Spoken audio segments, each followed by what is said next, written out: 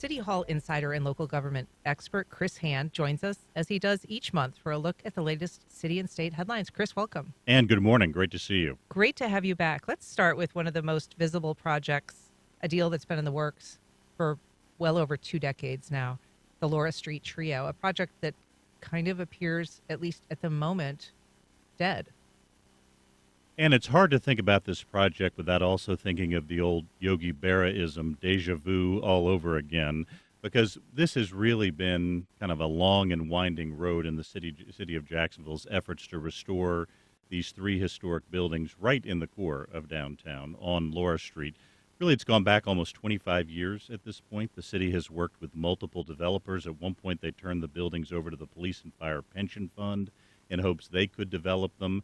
And, as our colleague Nate Monroe from the Florida Times-Union tweeted yesterday, we seem to be right back in the same place now with the current developer and owner of the building, Steve Atkins and Southeast Group, and the Downtown Investment Authority not being able to see eye to eye on the contours of a deal. In fact, DIA has drafted a resolution for its board to terminate negotiations for Southeast. And so there's a lot of uncertainty at this point about what the future of these historic buildings is. And just to remind our listeners, I mean, these are significant historically, they're significant architecturally. A couple of them were designed by Henry Clutho, who's kind of a famed architect from this area. These were some of the first buildings that were built after the Great Fire in 1901 that decimated downtown Jacksonville. And it was, symbolic at the time of Jacksonville's rebirth. I wonder, what is it symbolic of now?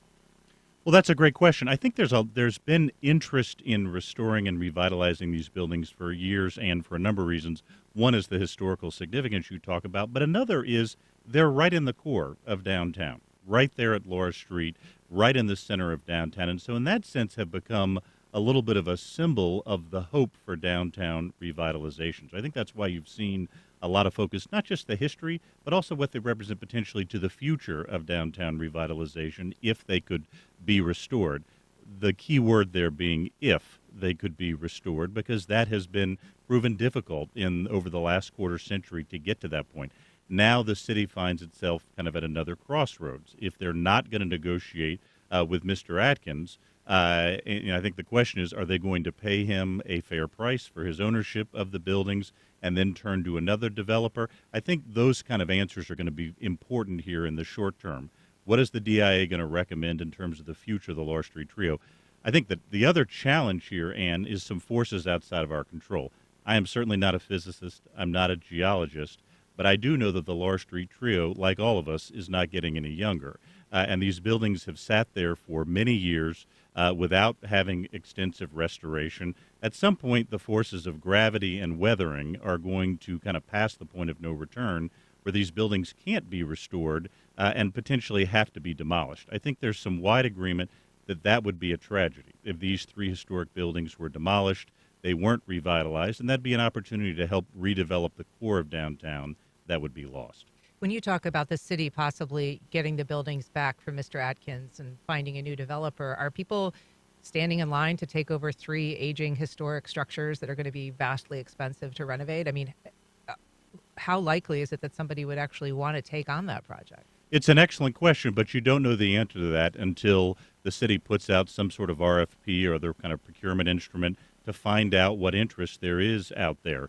You allude to a challenge with these buildings, which is restoration of historic buildings is not easy. It's also very expensive. So I think it's important to find out does that reluctance exist in the market? If the city were to regain ownership of the buildings and were to put out some sort of RFP to find out if there's interest out there, I think that would tell us a lot at that point about whether this project is still viable or not. So in this announcement that was, I believe, initially put out there by Mr. Atkins, that he'd received this notice that his deal with DIA is being terminated, he says, that this is seemingly reflective of most development projects proposed by private interests for downtown Jacksonville. That this move by them is reflective of most projects. I mean, that seems like he's making a knock on the DIA, and things have been contentious. between him and that organization. I don't think anyone would say that there have been warm relations between Southeast Group and the DIA for a long time. But I mean, I think what he raises is sort of an increasing concern about downtown Jacksonville. You look just over the scope of the last couple of months, and, the proposed 44-story American Lions Tower on the former Jacksonville Landing site, that project is now off the board. The 22-story mixed-use facility that was going to be on the site of the old Duval County Courthouse, that is now off the board. The historic buildings like the old Independent Life building and the western part of downtown, those projects are now off the board. It appears this particular iteration of the Lahr Street Trio is off the board. The deal for the related group to redevelop property on the site of the old River City Brewing Company, if it's not off the board, it's certainly in some danger of being off the board. So I think what Mr. Atkins might be reflecting is a larger concern about a series of downtown projects that have been proposed and have not gone forward. We talk about Jacksonville being a city of renderings. We talk about being a city of plans.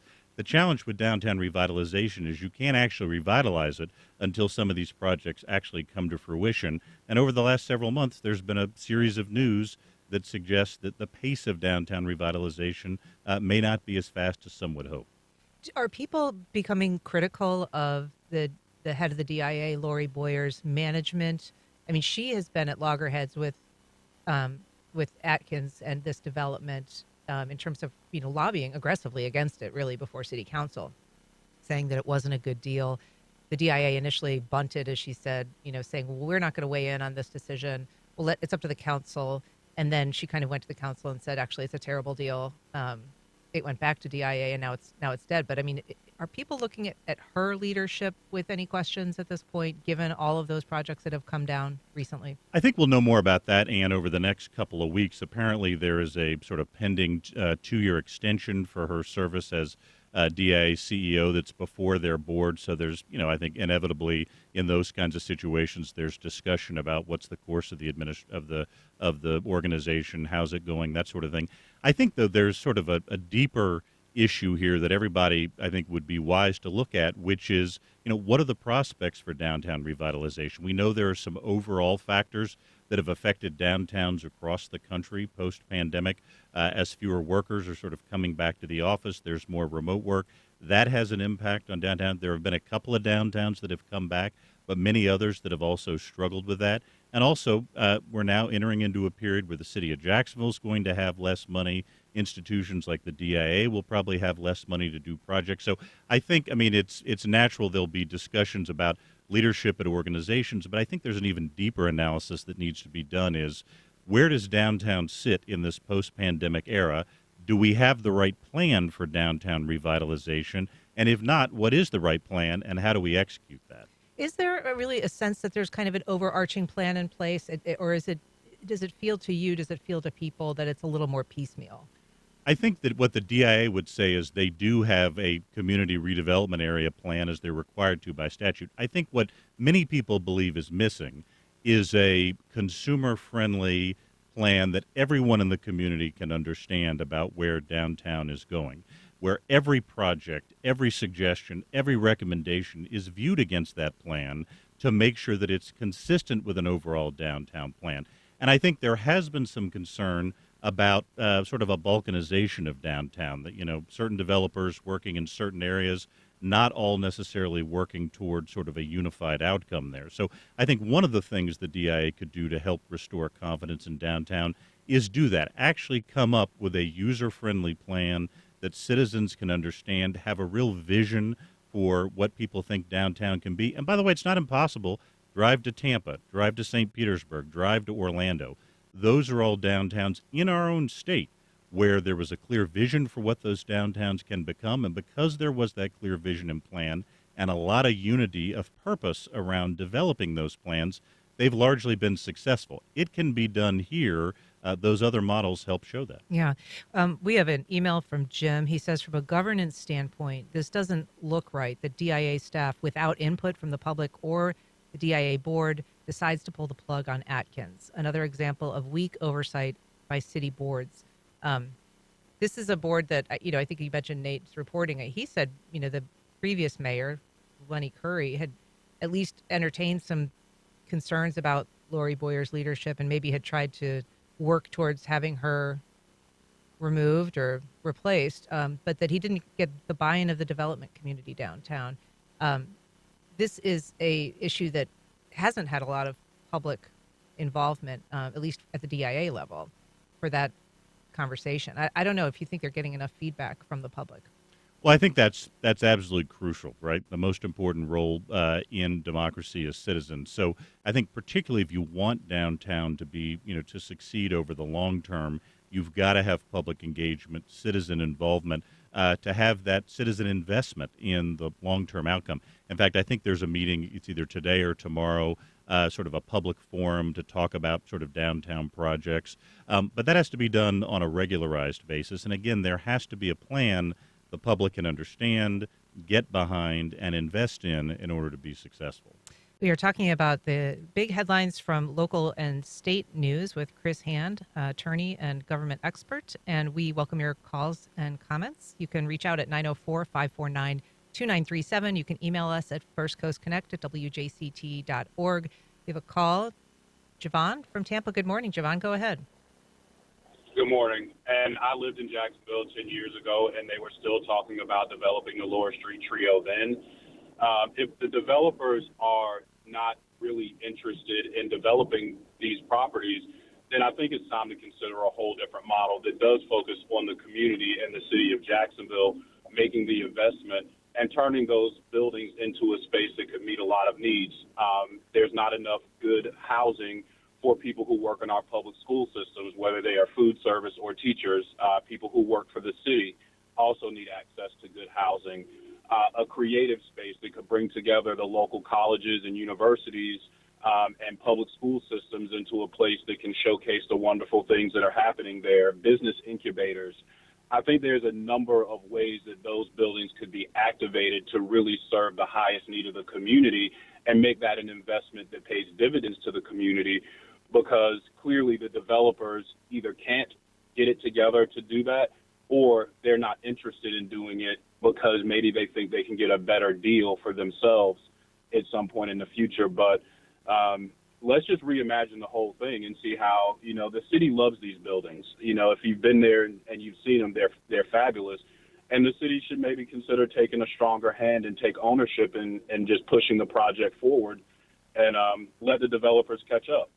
Thanks for the call. I appreciate it. There is a housing component to this latest vision that Atkins has presented, right?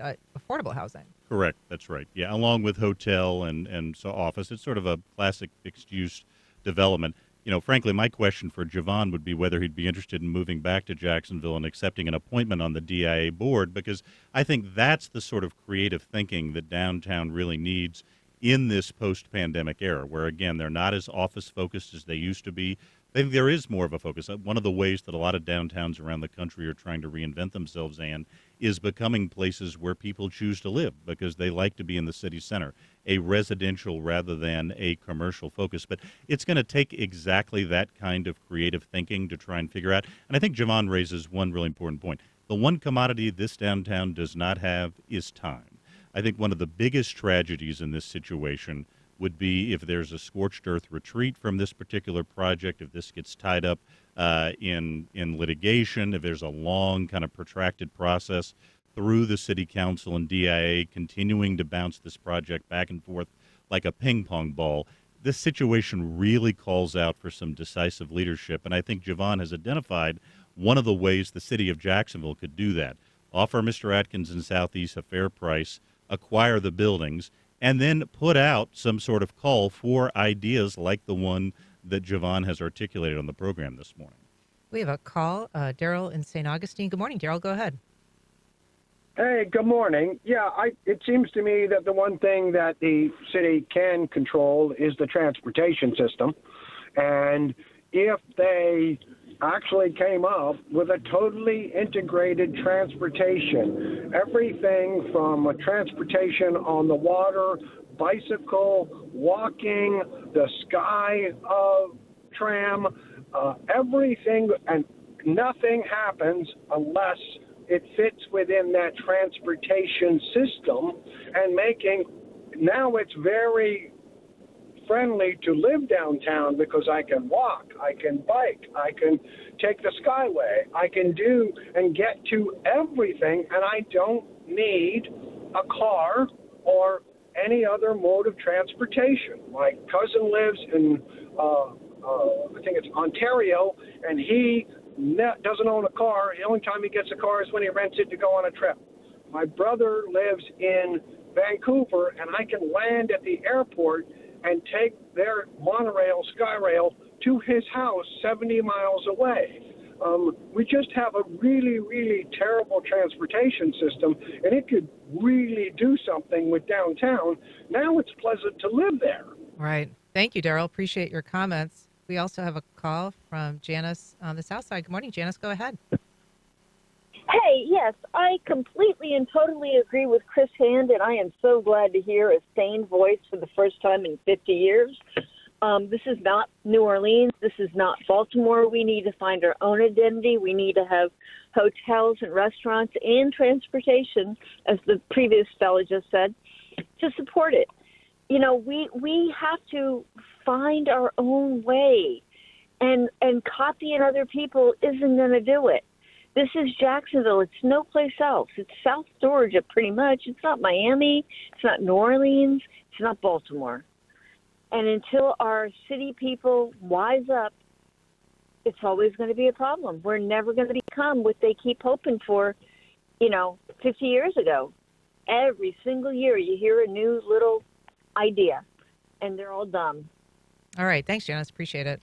Well, you're the voice of reason. Chris Hand is part of the reason that we have you here. I want to move on now to another topic that has been generating a lot of conversation on social media, certainly online. That's this stadium financing proposal that was resoundingly defeated in Missouri. They had been looking at kind of doing a shared investment on stadium facilities there for the Royals, the Kansas City Royals and the Kansas City Chiefs. What lessons can we take from what they experienced there, Chris? Well, I think people were shocked by that. I mean, I think most people know this, but obviously I think particularly surprising was this occurred on the heels of the Kansas City Chiefs' second consecutive Super Bowl title. So you think there's any community that's going to support stadium investments, it's going to be Kansas City. That did not happen. As Jacksonville Today columnist A.G. Gankarski wrote about sort of just this week, that didn't just fail, it failed decisively. Almost 60-40 was the final margin in Kansas City. I think one of the key lessons is that taxpayers are reluctant to make some of these major investments in these stadium properties. I think sometimes because of the nature of who owns professional sports franchises, people who are, have a lot of resources and means in that case. And that's why there are some franchises around the country. The Atlanta NFL franchise is a good example, where most of those stadiums are largely, if not entirely, sort of privately funded. So I think people see some of those examples around the country, and then there's some reluctance to invest in those types of projects. We're going to now have that debate here in the city of Jacksonville, obviously, because the Jaguars have proposed extensive stadium renovations. The city's share of that, the 50-50 cost split, is going to be somewhere between, when all is said and done, between stadium, which is the first phase, and maybe other parts, between $500 million and maybe $1 billion that the city will be asked to invest in this. And so I think there is great concern about what is this going to look like and what are the long-term impacts going to be on the city's ability to fund a variety of priorities beyond the stadium renovation. You talk about the winningest record of this team. They've won 3 of the last 5 Super Bowls, the Chiefs. But they also have a World Cup game coming up in 2026. Is that right? And correct. And at Arrowhead. And so it's not just a question of, do you support your team, which I think we would think people would have that kind of mentality when it comes to possibly financing renovations. But they also, from just kind of a job creation standpoint, they have this huge event that's coming up, a worldwide event that's going to have attention and crowds and a lot of money coming to town. And even that doesn't kind of trigger the support for that investment. Well, I think there's also some larger forces at play here, Ann. There's a lot of economic uncertainty. People have, obviously, for the first time in 40 years over the last several years, dealt with the impacts of inflation. That's something that, again, for almost 4 decades was sort of a minimal presence in the American economy. So people are seeing the cost of housing go up, cost of food. And so all of those factors play into these sorts of decisions as well. People don't usually make decisions about whether to do something like support taxpayer financing of a stadium in a vacuum. They make that decision as it relates to what are overall economic conditions, what are the economic conditions in their own lives, and going to taxpayers and asking for hundreds of millions of dollars in stadium subsidies can be sort of a fraught political issue, as we've seen through some University of North Florida polls on the subject here in Jacksonville. And I think one of the factors is just overall economic uncertainty. But remind us of that poll, because that was last fall. They asked residents if they would support a new jail. They asked them if they would support a new stadium. Remind us how that came out. I think the responses were relatively negative to those questions about this sort of crucial, potentially crucial infrastructure in Jacksonville, which I think speaks to a number of factors. One, like I said, the overall economic conditions. I think skepticism of kind of government sort of investment at that scale in general, but also maybe some understanding that when you make these fiscal choices, that means there's an opportunity cost associated with that. So, potentially if you're going to spend hundreds of millions of dollars or close to $1 billion on renovating a stadium, that's ultimately a decision the city council and the mayor and others, or maybe voters, are going to make at some point. There are trade-offs to that. And so if you're paying, tens of millions of dollars each year in debt service, if you have large projects on the capital budget, that means that other items either can't be funded or can't be funded as quickly. I think voters are smart about understanding what some of those opportunity costs and trade-offs are, and that's why there may be some initial skepticism. That doesn't mean they can't be won over. There's a history in Jacksonville, as former Mayor John Delaney pointed out on Twitter this week, of these referendums ultimately being successful. So that doesn't mean that voters couldn't be persuaded. But I think a lot of these factors are why we see some of this initial skepticism. Yeah, and of course, former Mayor John Delaney was successful in passing one of the most, lucrative, I guess, sources of income for new projects, the Better Jacksonville plan, even in a, anti-tax city. Correct. Why isn't this a referendum? Why is this something that, and what would be the complexities of presenting that to voters? Well, I think, on a governmental level, I think what a variety of council members would say and did say when they were quoted in AG's column is that under our charter form of government, it's a representative, democracy form of government, that we elect a mayor, we elect 19 council members, and, it's their role to make these sorts of fiscal decisions with citizen input and then move forward. AG, what he recommended in his column was that this do go to a referendum. The voters do have a chance to weigh in on this, just like the voters in Kansas City did and like voters in some other communities have. There's no requirement if the city were able to come up with a way to pay for this. There's no requirement that it go to a referendum. Under our charter, there is a non-binding ballot referendum option where the city could choose to put it on the ballot just to sort of get the public's perspective on this. But I think AG's instinct is understandable in this case for this reason. Like we said, we're talking about the city investing hundreds of millions of dollars, if not $1 billion, in this renovated stadium. And so far, now that doesn't mean this will always be the case, but so far there's been really limited sort of public discussion and public engagement on that question. I think that's going to be really crucial to the future of this project, whether it ultimately ends up being decided by city council or, whether it goes to a referendum in one form or another. Citizens have to be engaged. There need to be public meetings, and I think there needs to be some real talk with citizens about what is this going to mean? If we're spending money on this stadium, what does this mean for other capital projects, other infrastructure priorities? What does it mean for our day-to-day operational expenses? I think the city's going to have that conversation so that citizens fully understand what the opportunity costs and what the benefits of this project might be. We've got a call. Brad at the Beaches. Good morning, Brad. Go ahead. I had a question. In our type of consolidated government, the Jacksonville Beach, Atlantic Beach, and Neptune Beach have their own police departments and pay for their own retirements. When it comes to JFRD and the fire services, they have set contracts. Why will the beaches pay into the pension plan that kicks in like another 4 to 5 years? Will they be required to pay that half-cent sales tax, even though they already have contracts funding what the services they get from the city of Jacksonville? Good question. The short answer, I believe, is yes, Brad, largely because you got to remember that even though you are absolutely correct, when our consolidated government was formed, there was a carve-out for Jacksonville Beach, Neptune Beach, Atlantic Beach, and the town of Baldwin to preserve local government at the municipal level. The city of Jacksonville effectively serves as the county government for each of those different municipalities. So even though, yes, they're to the extent that there are first responders employed by those cities. Most of those cities, by the way, now are served by the Jacksonville Fire Rescue Department, so it's largely on the police side. But most of those cities now, even though they have their own police departments, they, from a fire and rescue standpoint, the city's providing those services, and the city serves as a county government for those jurisdictions. So yes, they will certainly be paying in when that sort of pension tax kicks in, sometime in the next several years. And worth observing that a lot of people, when they are arrested at the beaches, go to the Duval County Jail, so Correct. they are served in some sense. We also have a call. Tom on the west side. Go ahead, Tom. Good morning.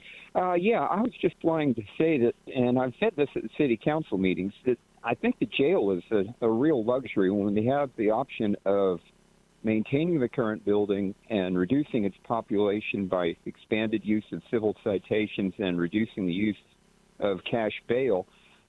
What we could do instead with the money would be invested in the port, which is an economic engine in Jacksonville, which would really push growth in the city. And it's embarrassing. In the time I've lived in Jacksonville, the ports of Brunswick and Savannah have surpassed Jacksport. We really need to get Jacksport moving. All right. Thanks, Tom. I've got a couple comments from X. Mark says, why would we give welfare to a billionaire? I think referring to the roughly $12 billion that Shad Khan has. Junior on X says voters should have a say on stadium renovations. Gigantor on X says new stadium needs to be climate controlled so it has more uses in the hot and humid summers. All of those, I think comments that are valid and been discussed. I want to move on, though, because you have raised the question of some post-pandemic belt tightening that's going to be happening in Jacksonville. It has been happening in other cities. The mayor has kind of acknowledged that is something coming down the pike. This is really her first true budget because of the way the city, installs a mayor, then they kind of inherit a budget from the prior mayor. But what are we looking at here financially?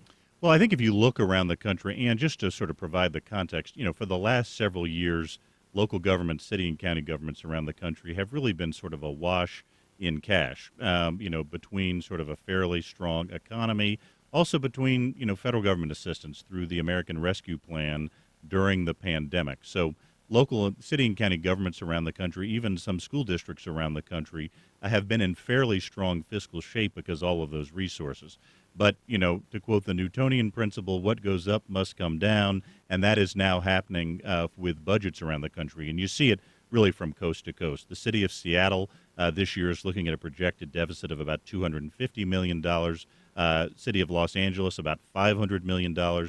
Places like Sacramento, Austin, Texas, and so it's happening everywhere at this point where that cash doesn't exist in the way that it did before. And as you allude to, Mayor Deegan even said recently that the projected revenues for this upcoming fiscal year might be down by as much as $100 million, which is a big swing in terms of how much money the city should have to raise.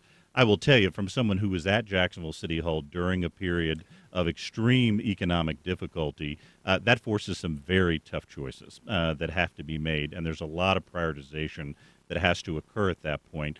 I think important to have that context, though, as the city talks about making some of these major investments, whether it's in a stadium, whether it's in a new jail, whether it's in the many other infrastructure priorities we have.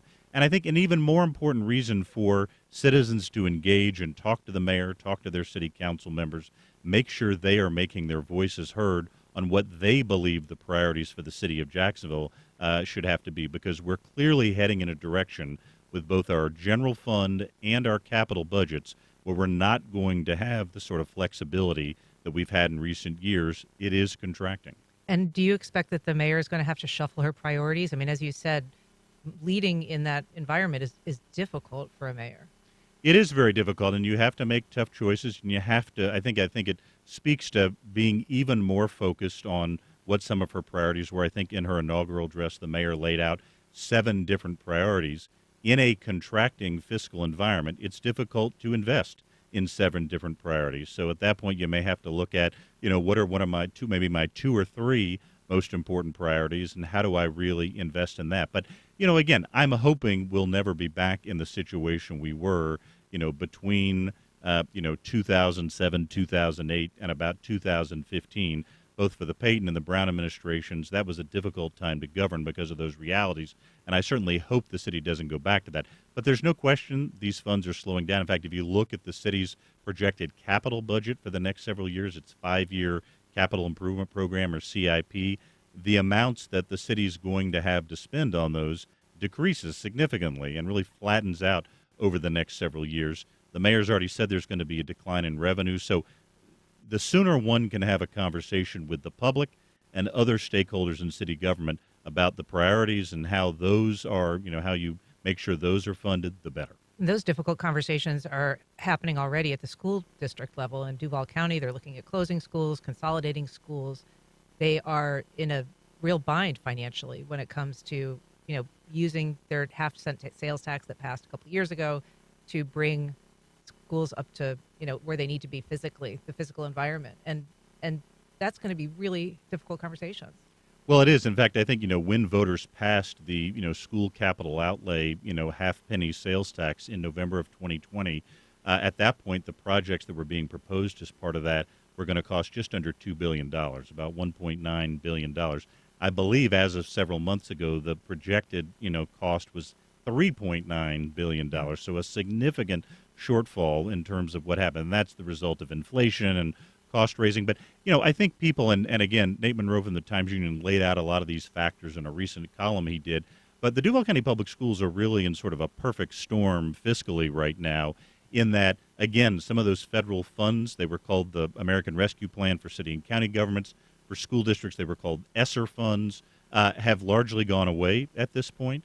If you look sort of at the state level, there have been a lot of factors that decrease local revenue, whether that's the Universal School Choice Plan, whether that's the requirement that the Duval County Public Schools share revenues, both operating and capital, with charter schools, whether it's sort of the limitations on the ability of school districts to raise revenue. So they find themselves in a very difficult fiscal situation. Not just Duval County, school districts around the state are beginning to grapple with these issues.